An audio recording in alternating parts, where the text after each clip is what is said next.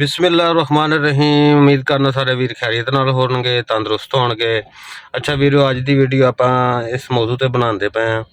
अज दा व्लॉग जेड़ा ना गड्डी दी एवरेज दा हर वक्त ना ड्राइवरां दे मूंह सुनी रखने, यार यारस जेह्ड़ी है एवरेज नहीं देंदी, इस तरह फलां टिंगी। ਇਹਦੇ ਵਾਸਤੇ ਵੀਰੇ ਦੋ ਚਾਰ ਚੀਜ਼ਾਂ ਜਿਹੜੀਆਂ ਨੇ ਉਹ ਮੇਨਟੇਨ ਕਰਨੀਆਂ ਪੈਂਦੀਆਂ ਨੇ। ਮੇਨਟੇਨ ਦਾ ਮਕਸਦ ਇਹ ਵੇ, ਨਿਰਾ ਤੁਸੀਂ ਫਰਜ਼ ਕਰੋ ਪਲੱਗ ਇਹਦੇ ਚੇਂਜ ਕਰ ਦਿੱਤੇ ਨੇ, ਠੀਕ ਹੈ, ਤੁਸੀਂ ਡੇਲੀ ਬੇਸ ਤੇ ਦੋ ਚੀਜ਼ਾਂ ਐਸੀਆਂ ਨੇ ਜਿਹੜੀਆਂ ਤੁਸੀਂ ਉਹ ਬਿਲਕੁਲ ਹੀ ਪਿੱਛਾ ਕਰ ਜਾਂਦੇ ਹੋ। ਉਹ ਦੋ ਚੀਜ਼ਾਂ ਜਿਹੜੀਆਂ ਨੇ ਬਹੁਤ ਜ਼ਰੂਰੀ ਨੇ।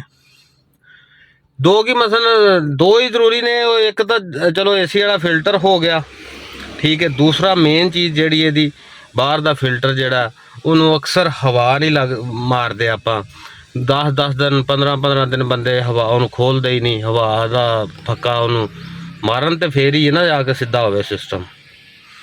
वो हवा ना मारन की वजह तो जोड़ा मामला है ना वो बहुत खराब होंदा वा, ठीक है।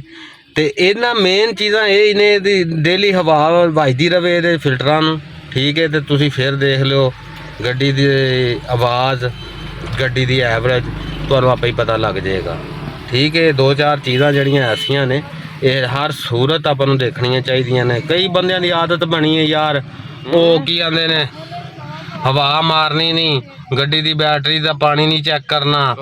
सुबह उठो यार, सब तो पहला अल्लाह ताला नूं याद करो, उस तो बाद तुसीं आउंदे हो गड्डी दे लागे, उहदा बोनट चुको, उहदा मोबाइल चैक करो, ठीक है, बैटरी का पानी चैक करो, फिल्टरां नूं हवा शवा मार के सोहना तरह उन्हां साफ सुथरा करके उस तो बाद गड्डी नूं फिट करके सलफ मारो।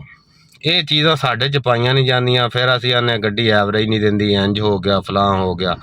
ये तीन चार चीज़ां ऐसियां ने जिहड़ियां बिल्कुल जरूरी आ गड्डी दे इंजन वास्ते भी, ठीक है, गड्डी दी एवरेज वास्ते भी। गड्डी दी एक साह ही गड्डी दा बंद हो गया तो तुसीं फिर उस तो बाद दसो ना की बनेगा।